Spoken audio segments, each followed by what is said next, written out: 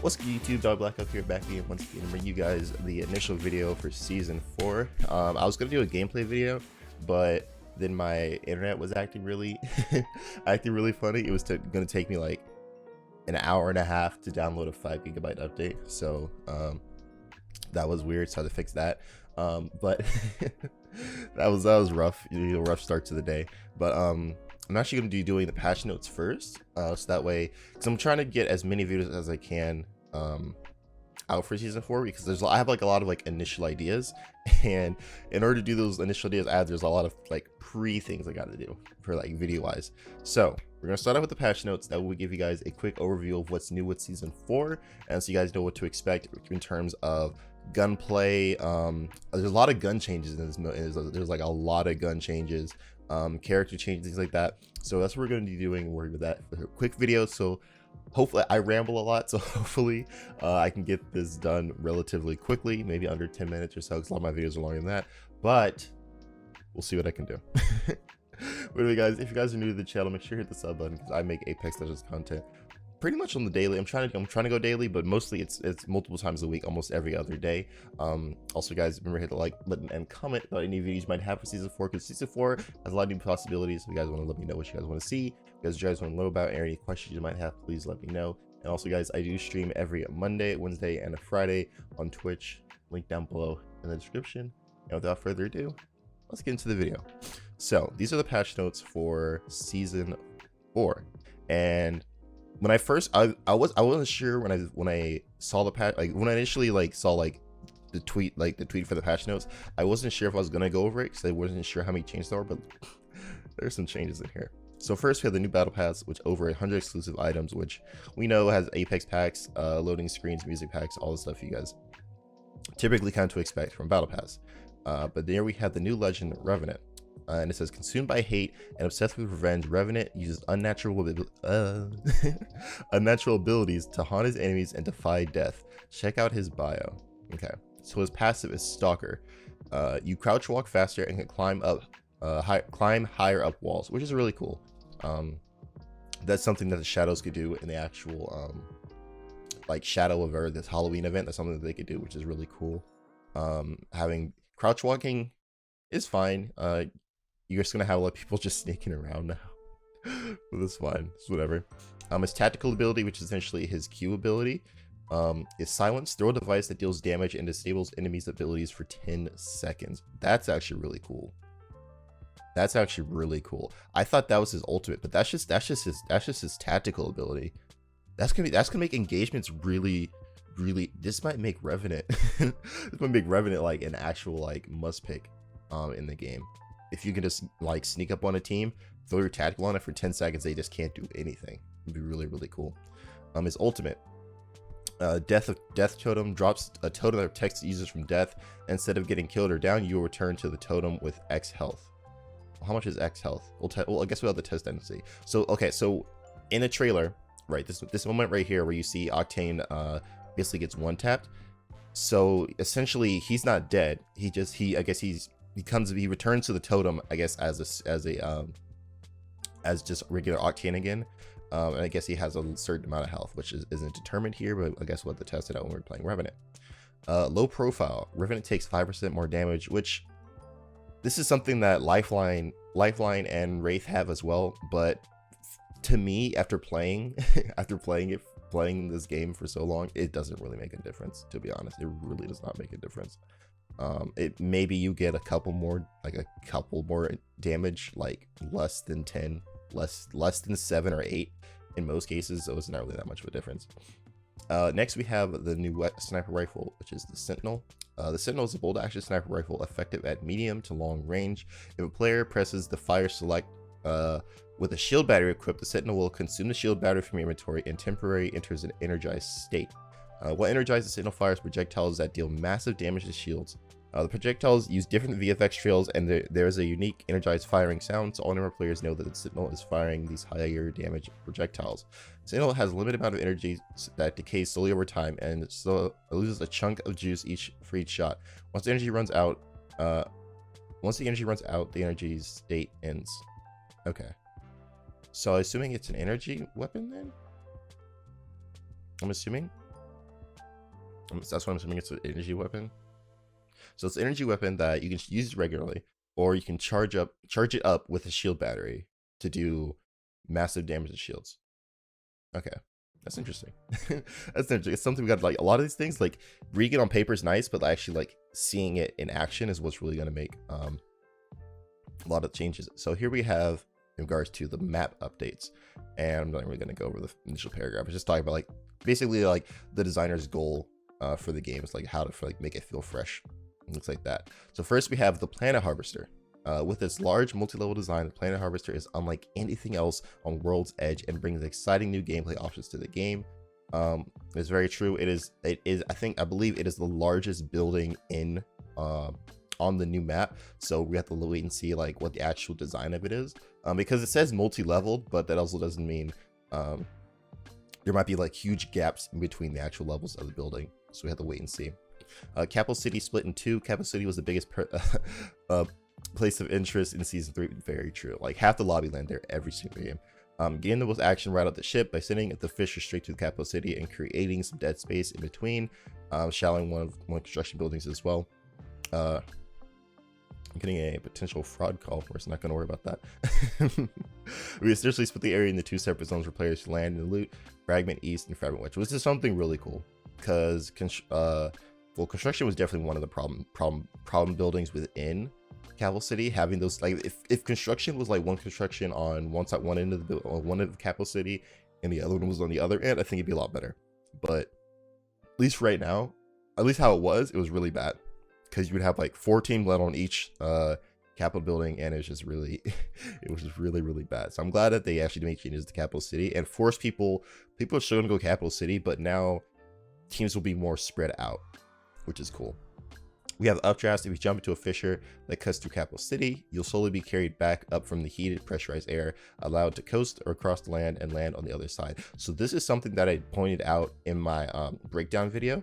A lot of people, when they watched it, they thought it was just like, oh, it's an Octane jump pad. But for me, me being the observant gamer I am, I noticed, like, nah, this has to be something different. Like, I like, for me, from a gameplay aspect, having a giant fissure in the middle of a town is great, you know, because you have 2 options. You either have it as a death thing or have it as a mobility thing, and I think Apex Legends definitely needs more options in mobility.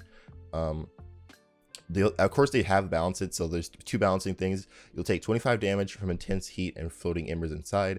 This is a consistent amount of damage every time you drop back down, and second, you travel very slowly and in third person while moving. So granted, it's not like going to yeet you across the map, but I think having different forms of mobility in the game is actually really cool. Something that we've needed. I don't think we need anything like vehicles or anything like that, but I think just having, like, different types of mobility is really, really cool.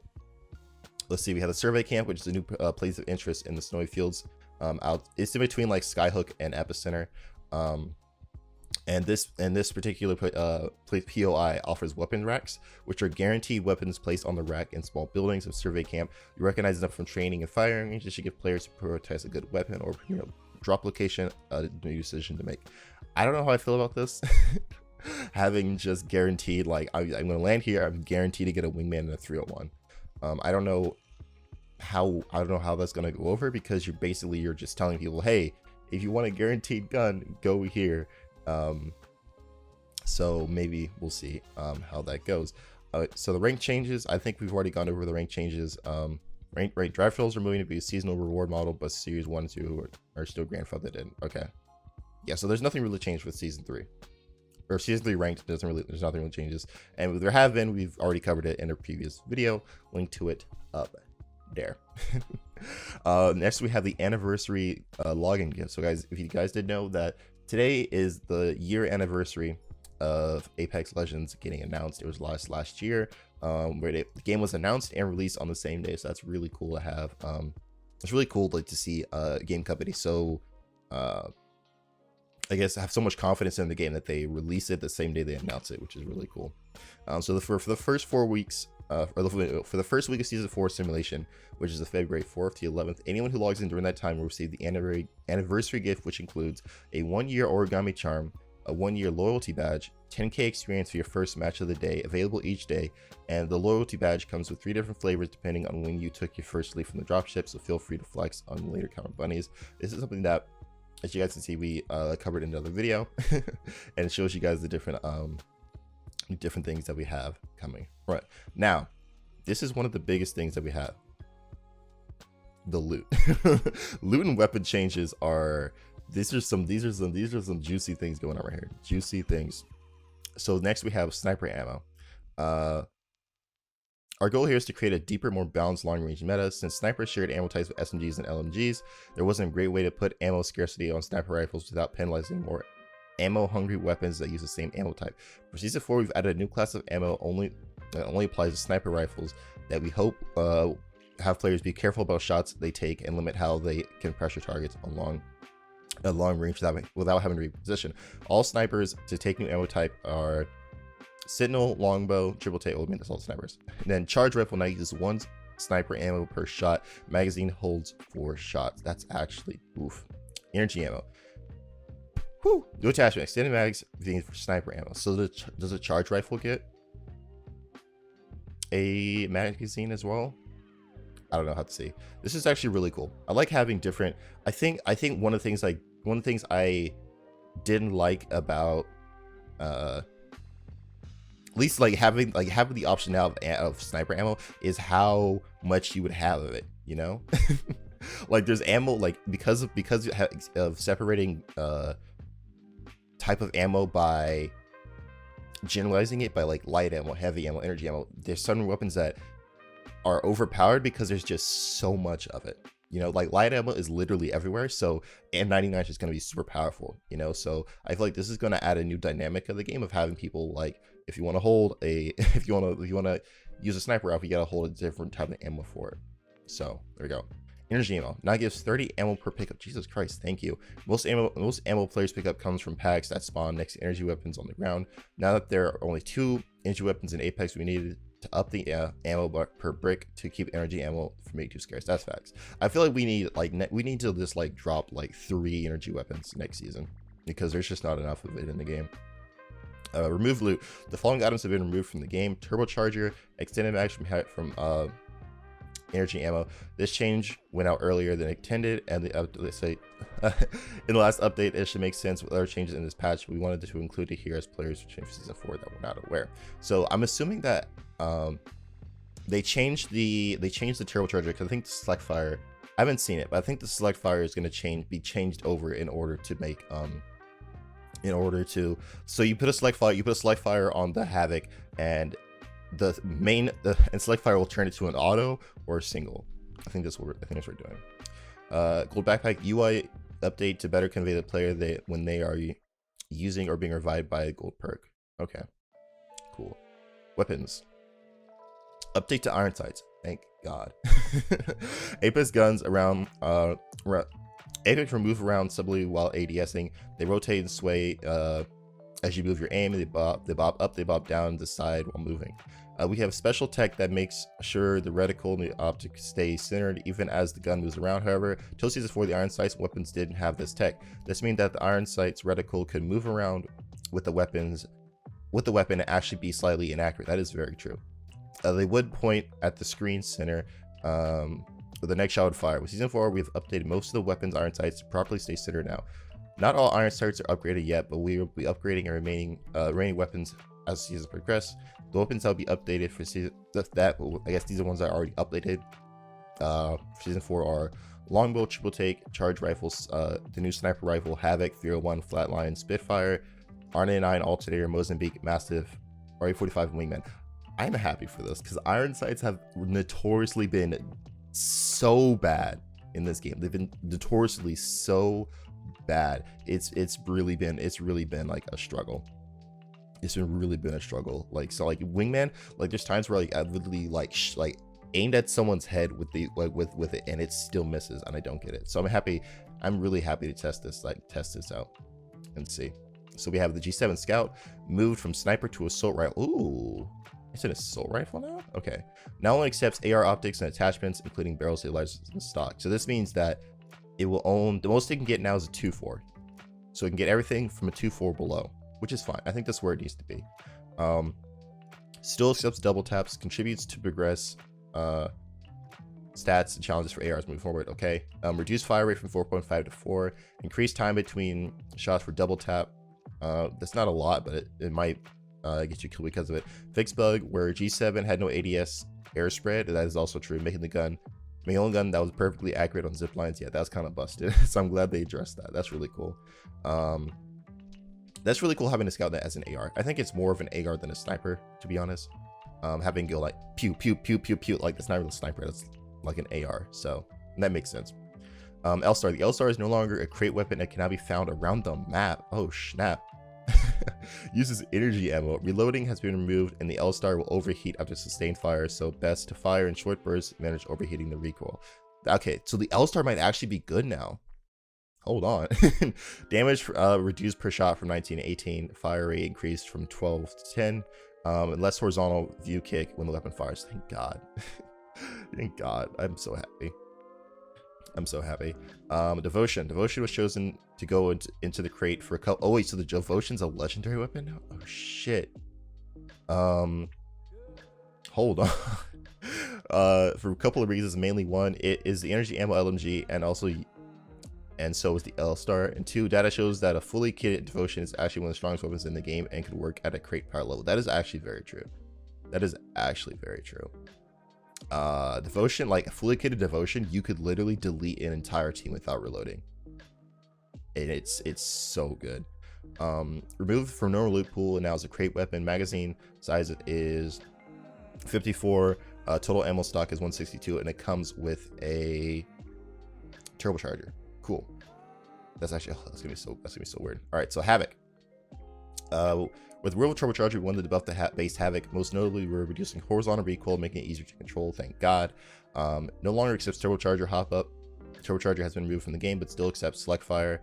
Decrease time between shots using select fire hop up from 0.7 to 0.56. Okay, that's a big change. So the Havoc still has the charge up time, which sucks, unfortunately. At least from this, maybe they messed around with the shooting, but I guess it still has that. So Havoc's still gonna kind of be like an type of gun, unfortunately, but whatever. R9 reduced damage per shot from 12 to 11. Increased magazine size for the first 3 tiers. Base from 18 to 20. Common from 20 to 22. So basically everything goes up from 2. Rare from 20 to 24. Epic is still 27. Okay, so 99 is still gonna be strong. The damage it goes down basically like what 10, something like that. Not that much. Prowler increased damage per shot from 42. Ooh, Prowler probably might be the wave. Hemlock increased single shot fire rate from 5.6 to 6.4. Increased. Okay, I think this shoot fast. So that means that should shoot faster now. Wingman adjusted magazine size. Everything goes up by 1. That's fine. So base is now, so when you pick it up, it will be 5 shots. Common is still 6. Rare goes down to 7, and then epic goes down to 8, which is good. The wingman needed adjustment. There's like way too many shots in it. Eva double tap hopped up, reduced delay between bursts. Okay, that's cool. Mastiff fixed an exploit players discovered and imported where you can rapidly fire the Mastiff. Thank God. Gold weapons. So the new gold weapons for season 4 are the Havoc, P20, Sentinel, Prowler. There's an R3, Gold 301. Oh shit. Apex, you shouldn't have done that shit. Okay. Legends. Bloodhound.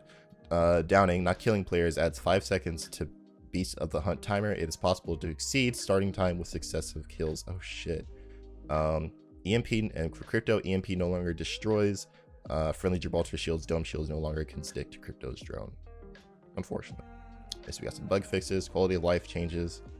Let's see, I have like what, a minute on my camera left because I didn't delete other videos, so let's do this as quickly as we can. Increase the timer, you can still be credited for assist after dealing damage. Okay. Colorblind setting. Fix cases where approaching edge of circle would make the player's screen turn almost white. Thank God. Community request. Add a random favorites option for unlocked skins that can be found in Legend customization game. You'll see the option favorite skin you've unlocked. Choosing random favorite option from the skin will be random cycle through your favorite chosen skin between matches. Thank God we needed this, bro. We needed this. Nerf the roller that falls from the loot drone. Decrease damage, decrease splash radius. Okay. Penalties and loss forgiveness for rank mode. Thank God. Players crashing. Matchmaking update. With this patch, we're pushing out change global matchmaking that we've been testing to region. We're where. Okay. Cool. So that's all the changes that we have. And my camera's gonna die because there's only 10 seconds left. But that's fine. That's fine. I'll still have the audio is still here. That's okay. Audio will still be here. We're Gucci, dog. We're Gucci. We are Gucci. But anyway, guys, if you guys enjoyed me going over the young patch notes, make sure to hit the young like button on the video. Let me know. Let me see that young support. You feel me? Also, guys, if you guys have any comments or questions about this video or any other things regarding season 4, please feel free. Don't hesitate. Let me know. I guys want to help you guys best as I can. There should be another video, or I guess a gameplay video coming out later today. So that'd be really, really cool. I'm really excited to test out all these changes coming out to the game. And yeah, I'm super excited. If you guys didn't know, but you should have known, but I do stream every Monday, Wednesday, and Friday on Twitch. Link down below in the description. Hope you guys see you guys there. I might stream actually later on today. We'll see, depending on when I get these videos up. But we'll see. Anyway, guys, I'm out. Take care. Eat some breakfast. Vida Zen. And deuces.